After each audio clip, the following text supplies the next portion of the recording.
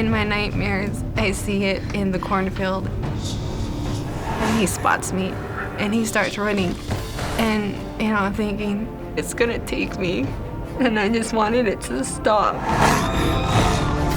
skinwalker will stun you and make you immovable, like you're having a nightmare.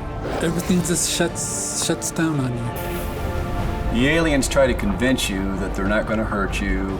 That's not the truth. They do all kinds of things to you that's very painful. You feel very violated.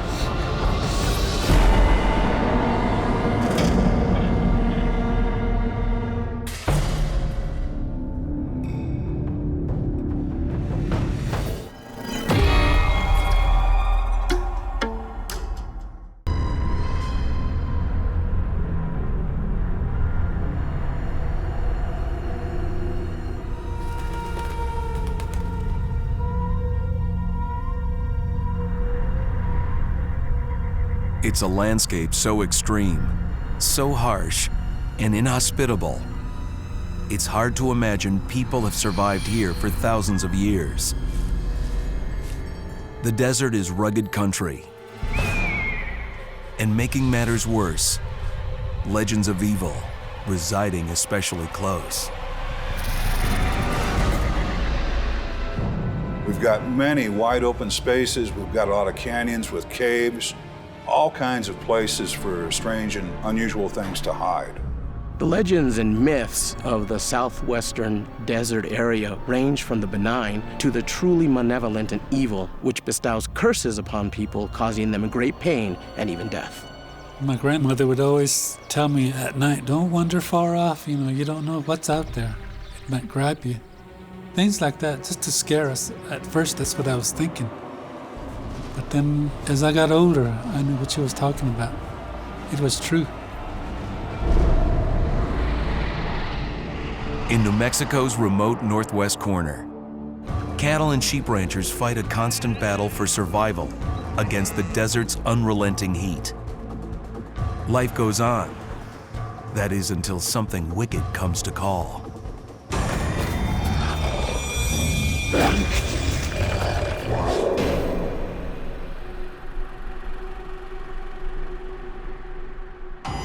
Over the past few decades, ranchers have suffered a series of unexplainable acts of terror.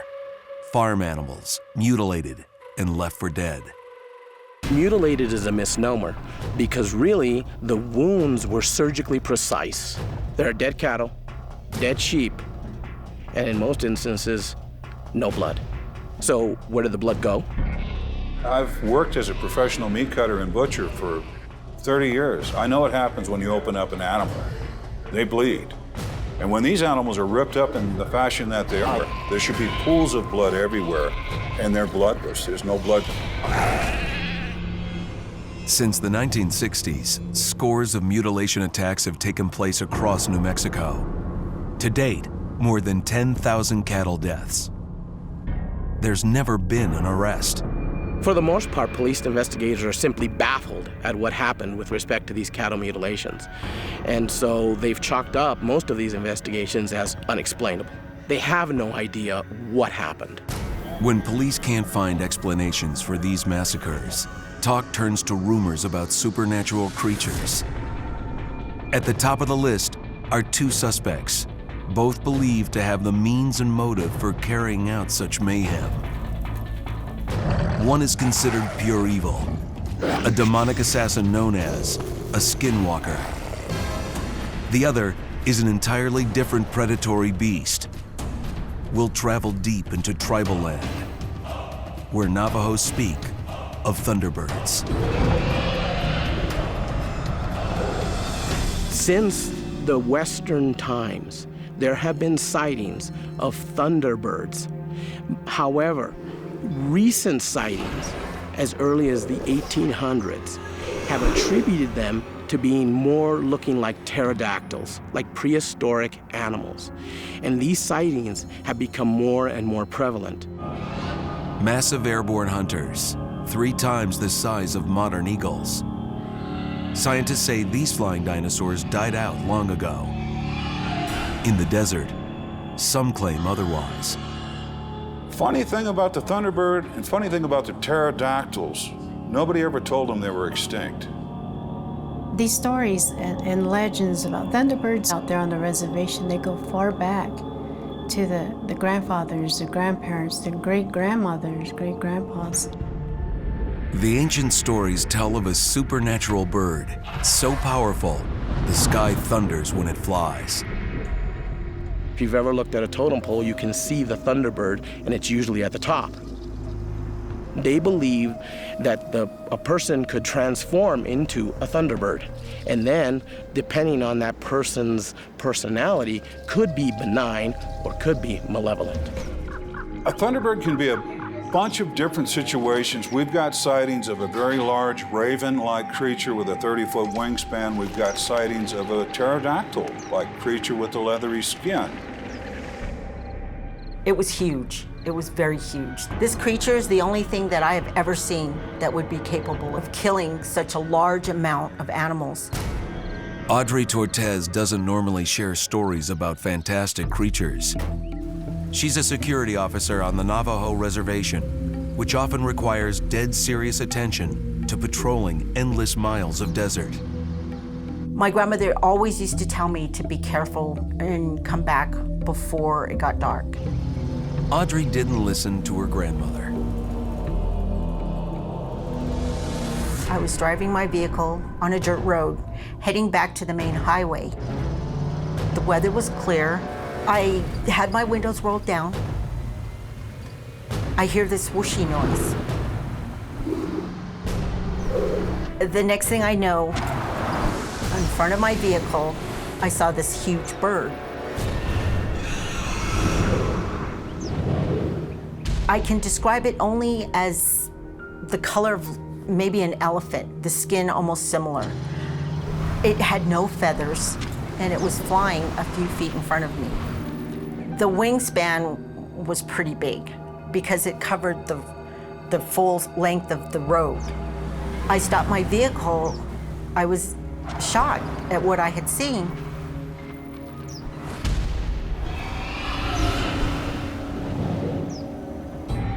Audrey's sighting is one of many. She and Brenda Harris have never met, but live just 10 miles apart. Brenda grew up with stories of the Thunderbird. She never expected to see a flying monster. That day, I was just doing my normal errands, and I was driving down the road, and I just happened to look down the cliff there, and I just saw this thing flying across right above the river. It looked like what they call a pterodactyl. The river's really wide, but when it kind of narrows in some areas, that wingspan was just as wide as that river. I couldn't believe what I was seeing. And like any prehistoric predator in search of food, Audrey and Brenda both believe they were lucky to live. I believe that some of these creatures would be responsible for some of these large amounts of slaughter on the Navajo Nation. I believe so. If I probably went out of my vehicle, it probably would have attacked me. And nobody would have seen me again. I'm sure of it. I tell people, beware of your surroundings. We don't know what's out there. We don't know what these creatures are capable of doing. Let it do what it needs to do. If it wants the food, let it take it. Because we don't know how powerful these things are. And you may get hurt. While some believe these great winged beasts are behind the livestock slaughter, there's another suspect worth considering. A conjured killer, summoned as a tool for revenge. Skinwalkers, all frightening, all evil. The sheep were all piled up in one corner. Something very evil happened here last night. In a rural corner of New Mexico, residents claim to see the legendary Thunderbird. Some think this relic from the dinosaur age is responsible for a series of unexplained livestock massacres. Others say the real culprit is a monster made from magic. They speak in whispers about skinwalkers. A lot of people, they don't really want to talk about it because they'll know that you're talking about them, they're listening. Native American tribes are very uncomfortable talking about them because anybody could be a skinwalker. They can harm you or kill you or injure a loved one. 75-year-old Native American Leonard Dan is a retired geologist, a living embodiment of the Navajo ways. He knows the stories of the wicked ones from warnings handed down since the earliest times. These stories were passed down to us so that we can know more about what to expect in case we see something. If we see any of these creatures, then we would already know what it is.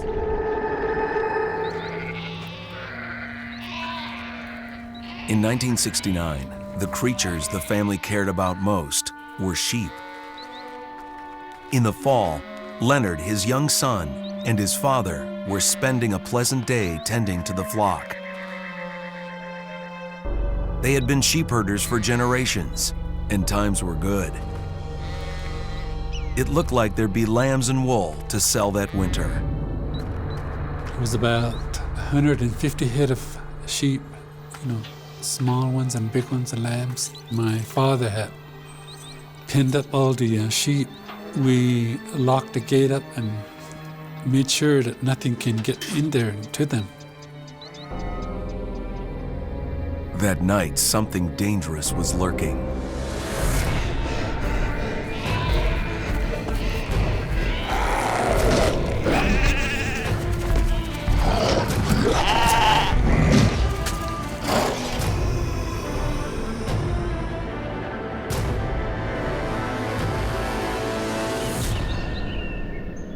The following morning, real early, about 5 o'clock, my father got up and said, I'm going to go check on the sheep, make sure they're okay. We all jumped in our vehicles and we went up there. Leonard's son went along too. And I looked inside the corral, and all the sheep that were dead were all piled up in one corner, like they were thrown over there. My son was really terrified, and this was his first experience, with something like this. They're all dead. They're all dead. You kind of question yourself. You want to know who did it or what happened. At the time, I didn't think of a skinwalker until my father brought the shaman or the medicine men. While the tribal police investigating the sheep killings were puzzled, a medicine man found clues. The tracks weren't normal. They showed no sign of a struggle. None of the claw marks that a natural predator would make. Dad convinced the medicine men. He told us, see the tracks there? That's the skinwalker tracks. What a skinwalker is basically a witch. Now, a witch in Native American culture is a little different than a witch in European culture. A witch in Native American culture is a male. They can change form at will. Typically, their forms are of coyotes, wolves, owls, birds. But if you talk to tribal elders, they will tell you that skinwalkers can assume any form, even an insect form. I don't believe that a skinwalker is killing any kind of livestock for calories. They would be doing it out of a vengeful situation, or it might have been something where they were instructed to take out these people's livestock for revenge. Skinwalkers are out to go harm people, told to go harass. Skinwalkers do curses at the behest of somebody else. After we saw the slaughter sites, I was telling my son, see these tracks? These are a big wolfman tracks. He was afraid. He was only 6 years old at the time. And I told him to stay by me, don't wander off anywhere. And all of a sudden, we saw a big wolf running across the ravine. Here we were tracking this wolf, but it was actually a skinwalker tracking us. A skinwalker will stun you and make you immovable where you can't move, like you're having a nightmare. Or you can't scream because everything just shuts down on you. It starts to get all black. And you can't scream or you can't move or run. This is something that these evil things that they do. That wouldn't be the last time Leonard would confront a skinwalker. Several years later, while he was working, he came upon a woman near a water well. All of a sudden, there was a young girl in her early 20s pumping that water.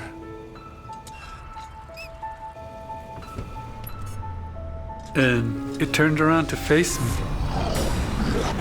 And her face was something like a wolf. It was all darkened with white streaks, vertical streaks. And it looked at me, and I kind of got fear built up inside of me, and I kind of sped up the truck and I went. And I looked back in my mirror. It was gone.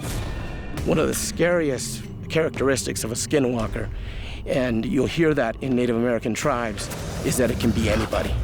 It could be the person standing next to you, and that makes them extremely dangerous.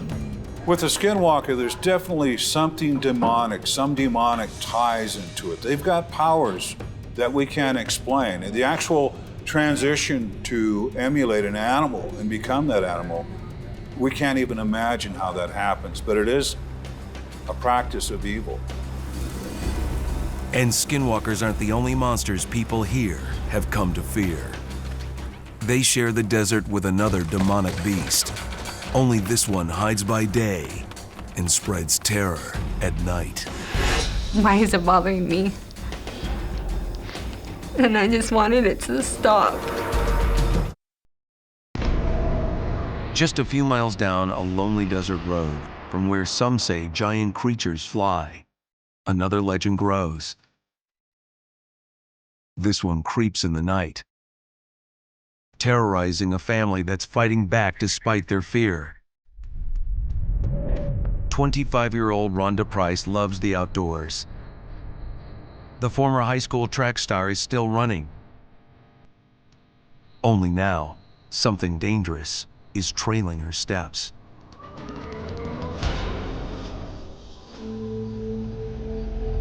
Late one summer night in 2012, Rhonda's desert solitude was shattered. Her date had gone later than expected. That meant sneaking into the house as quietly as she could. Getting out of my car, it kind of felt like there was something outside. You get that feeling there's somebody watching you? I kind of got that feeling. Rhonda couldn't shake the feeling. Despite the late hour, she kept waking up. So I tried to go back to sleep, and I was laying there, and I guess I dozed off for maybe another 15 minutes, 20 minutes, and that's when I heard the scratching.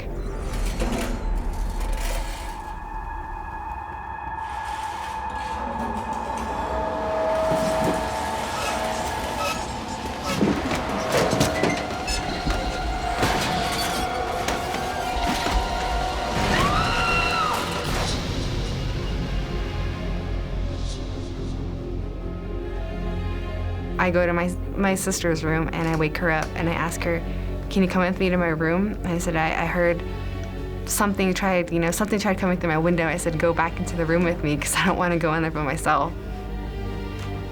And we don't want to turn the light on, so there's a flashlight on my phone. So we walked towards the window, and the little door on the AC, the air conditioner was pushed over.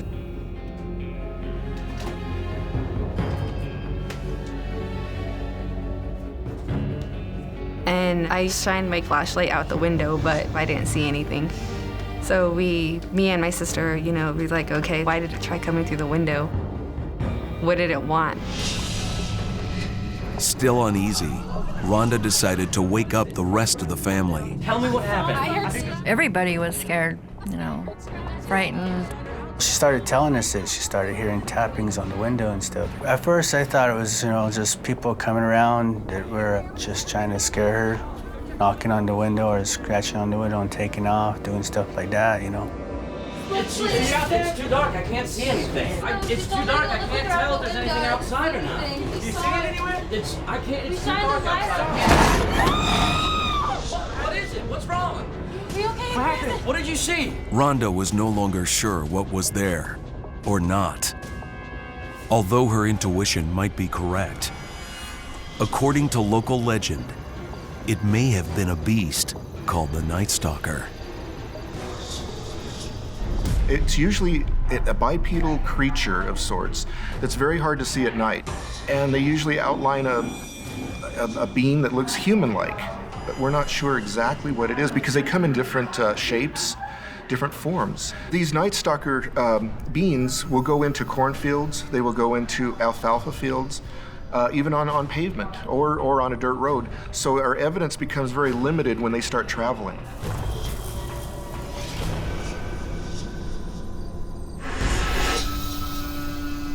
Most of your traditional people are very frightened. They're not allowed to talk about it. They're not allowed to share information about it. It's taboo. The younger generation coming up, they're trying to get answers to what they're seeing, to what's going on. After that night, I had thought to myself, well, this is just a one-time thing. It's not going to happen again. I should be okay, but it's just constant thinking of, what if it comes back, and what if it gets through my window this time? The next morning was warm and bright. Perhaps they could forget about the night before. Then, they discovered the scratch marks outside Rhonda's window. And days later, the Nightstalker struck again. Me and the family were out of town. My dad was here with my sister, and they heard growling and real loud, like scratching metal or something out there. When I came home a few days later, I noticed that his truck was all on the front fender. It was all clawed up, like something was trying to get into the under the hood. And that wasn't the only surprise waiting for Rhonda. Not being able to sleep because I'm thinking it's gonna come through my window and it's gonna take me. In the deserts of the Southwest, there's a Nightstalker. Some sort of demon that shifts its form at will, spreading panic and fear. One young woman will come to feel its hideous touch, and her family will be driven to the very edge of sanity. I go to my room, and I remember when I left, I closed my door completely. And I approached my door, and my door was open a little bit.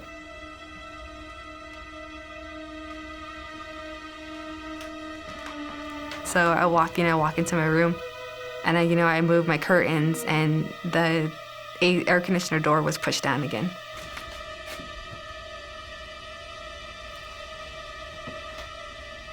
It came back. Why did it come back? I'm thinking, why is it bothering me? And I just wanted it to stop. Because, not being able to sleep because I'm thinking it's gonna come through my window and it's gonna take me. Even on nights when the creature didn't come scratching, he visited Rhonda's dreams.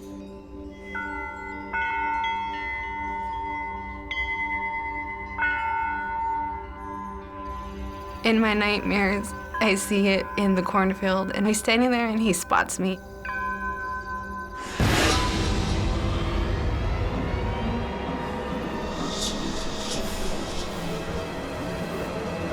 And he starts running.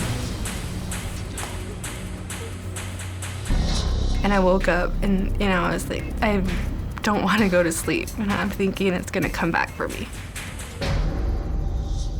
I'm scared that one night is just gonna come in and you know, just bust the window and come in and take Rhonda. All my kids are scared. I'm scared. I guess I'm just scared that, you know, it's gonna hurt her.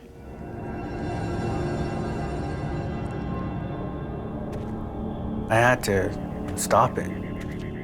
I was getting frustrated with it, you know, because my kids were scared, my wife's scared. And I started setting my alarm clock for the morning. And I would go out there and I'd had my firearm and I'd walk around the house. The next time he heard his daughter scream, Gerard was ready, determined to have a showdown with the monster.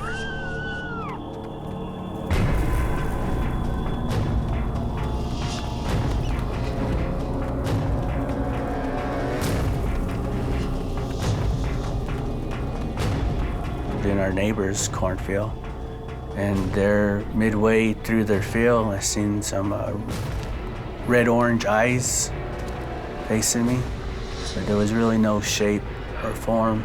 All I seen was the eyes.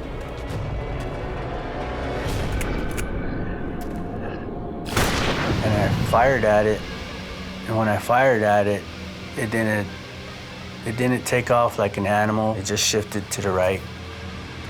I was yelling at it, "Why are you coming around here, bothering my daughter? Why can't you come face me?" I was really mad, and I was cursing it, calling it every name in the book. It ticks me off. It gets under my skin, and I want to get down to it and stop it. Despite her father's efforts, the Nightstalker found a way to leave its mark on Rhonda. One morning she came into my room and she said, "Mom," she goes, "look at these scratches." And she said, "I don't know how I got them. But, you know, with the track and the scratches on the window, it would, you know, just match the scratches on her body."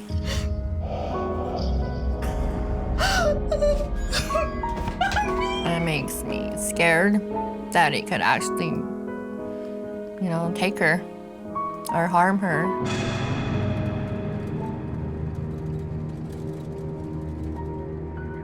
Rhonda has since moved a couple hundred miles from her parents' home to get a fresh start.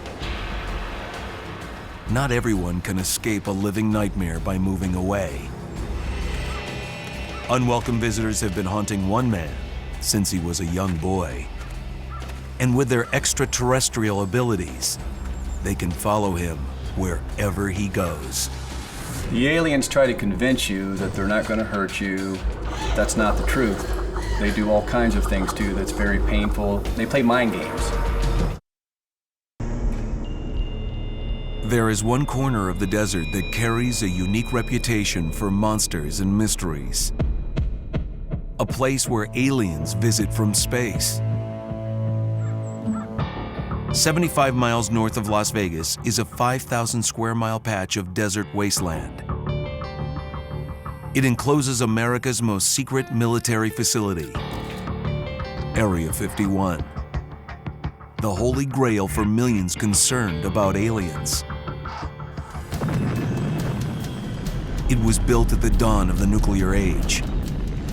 Nearly 1,000 atomic weapons were tested here, along with top-secret espionage and aircraft technology.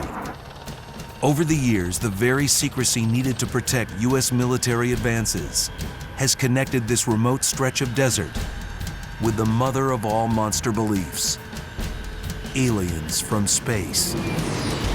Some suggest that when atomic weapons began exploding in the desert sky, it spurred extraterrestrials to pay Earth a visit. Then in the late 1960s, a new alien experience emerged. They weren't just flying by for a look. Now they were taking us. UFO researchers say that alien abduction cases worldwide run into the millions. Brett Oldham is one of those cases. I've heard people tell me that, oh, I wish the aliens would take me. They don't know what they're saying. It's not something I would wish on my worst enemy. And it didn't just happen to Brett by himself. He and his girlfriend shared the entire dreadful encounter, losing the most precious thing of all to the aliens. When I first moved to Las Vegas, I was pretty excited to be out in this kind of terrain. I came from Northeast Ohio with the bad weather and everything, and I was so happy to be out here with the palm trees and the nice weather. A gifted musician who played professionally in Las Vegas, Brett Oldham's life began to turn upside down in his early 20s.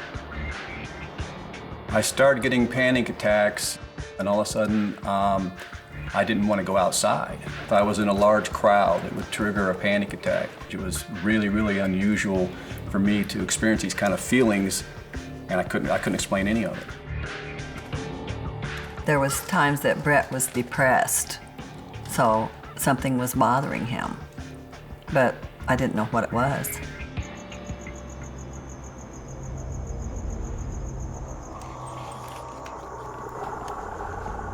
I've been having this reoccurring nightmare that I was a little child and bright light was coming through the window, and I walked over to the window and pulled the curtains back, and as I did, right in front of me was what is considered now the typical gray alien, a foot from my face. And I didn't ever know why I would have this reoccurring nightmare, but it continued my entire life. At some point, Brett realized these weren't just nightmares. He's convinced they were real memories of real alien abductions.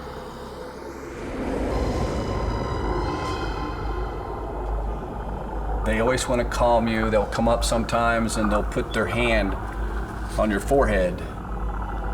And I don't know if this is a method that they try to use mentally, but they always have these reassuring statements that they're not going to hurt you and you're going to be okay and everything like that.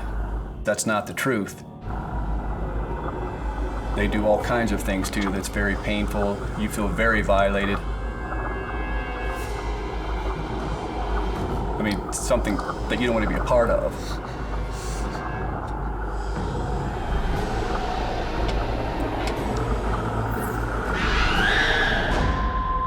For years, Brett kept these abductions secret, even from those with whom he was closest.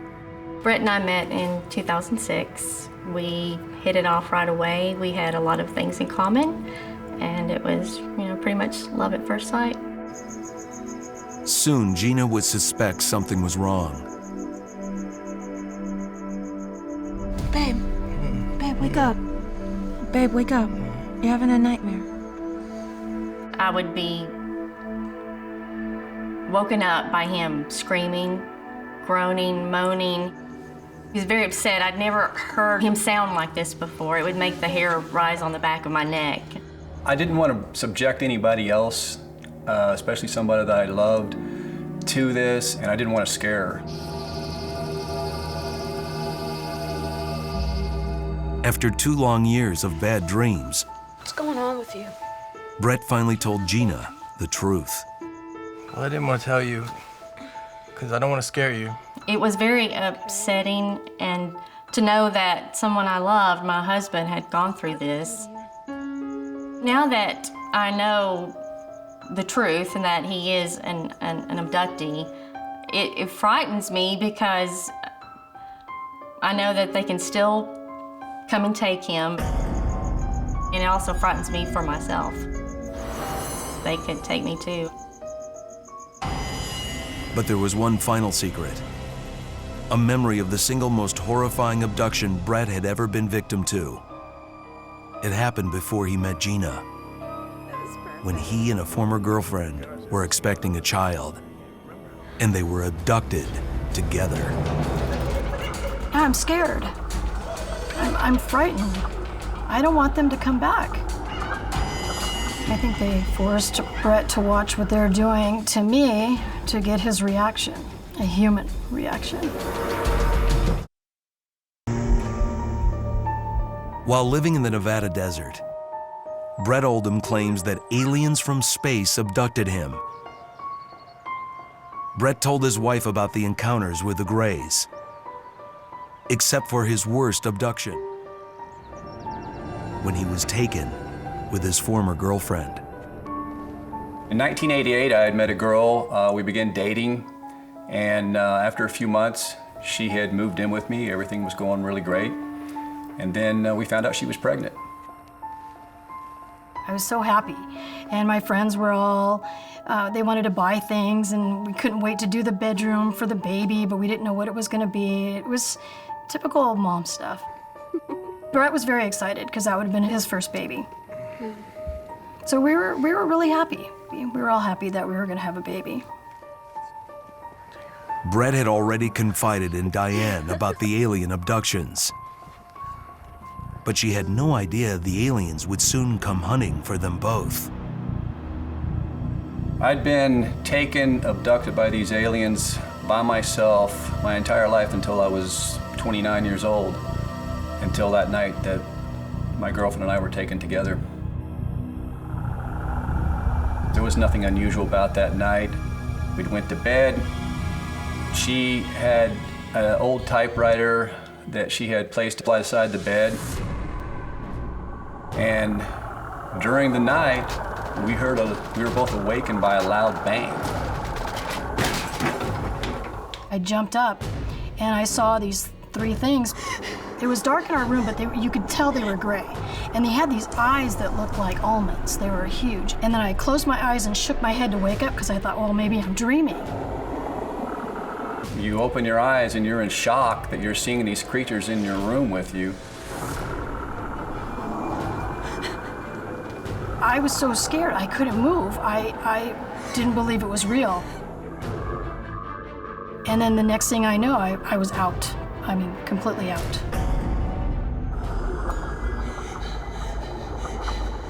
I was surrounded by the aliens. The Greys were surrounding me. I'd never seen so many of them at the same time in a room together.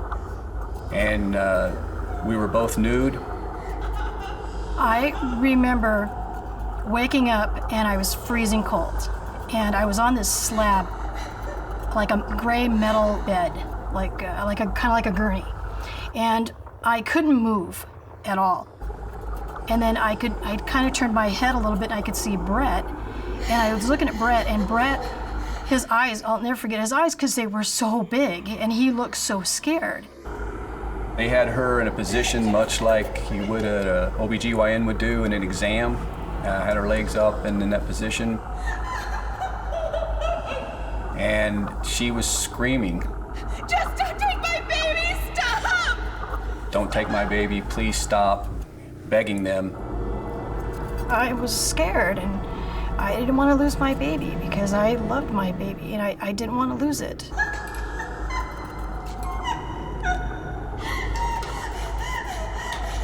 After the aliens took the fetus from her and forced me to watch it, I basically just went berserk. I was so angry. I was so wanting to hurt them. If I could have killed one of them, I probably would have.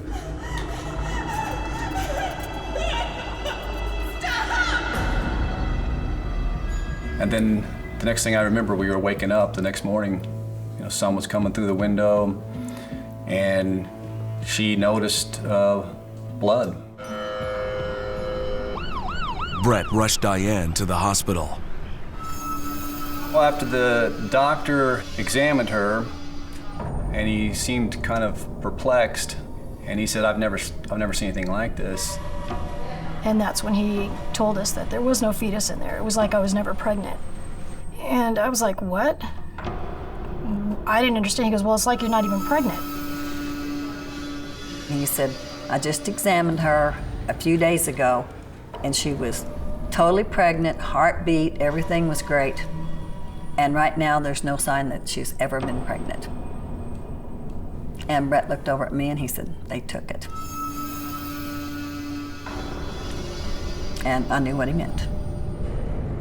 And I just went into shock and got hysterical and could not believe what happened. It was gone, like it was never there. At the time, neither one of us knew anything that we could say to the other that would make any difference or make make the other feel any better about it. I think our relationship broke up because I blamed him so much for that. I thought it was all his fault. Brett had been abducted, so I think I blamed him a lot. The Greys have plagued Brett most of his life. Now they had stolen a chance for him to be a father. Years later, when Brett was abducted again, the aliens had someone or something they wanted him to meet. I was led into a large area that I'd never seen before, and then from the light down the hallway, I see a figure come out of the light. As it got closer to me, I realized that it wasn't a normal alien. It appeared to me to be like a hybrid, and it seemed female. As it got close enough for me, I could see that it was carrying a child that looked very much like it. And the child just looked up at me, and the female telepathically said, "This is your child." And she just had the sweetest look on her face, and even though she was not human, I still felt some kind of connection to her. And a part of me kind of believed that maybe that was indeed something that I had created, a child. A part of me was in the DNA of that alien being.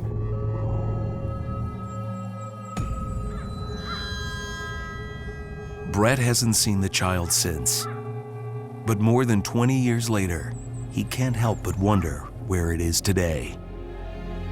I feel very sad that I've never been able to be with that child, can never have any kind of a part of their life, and that they're not all human. Brett and his wife Gina have moved far away from the desert. And since he left, the aliens don't come to call as often. Nevertheless, for those that have felt the probing hands of the extraterrestrials, life will never be normal again. I kept this a secret for 25 years. I locked it away. I'm just a normal person. I didn't go looking for this. It just happened. I was afraid to come forward. I buried this secret for 4 decades.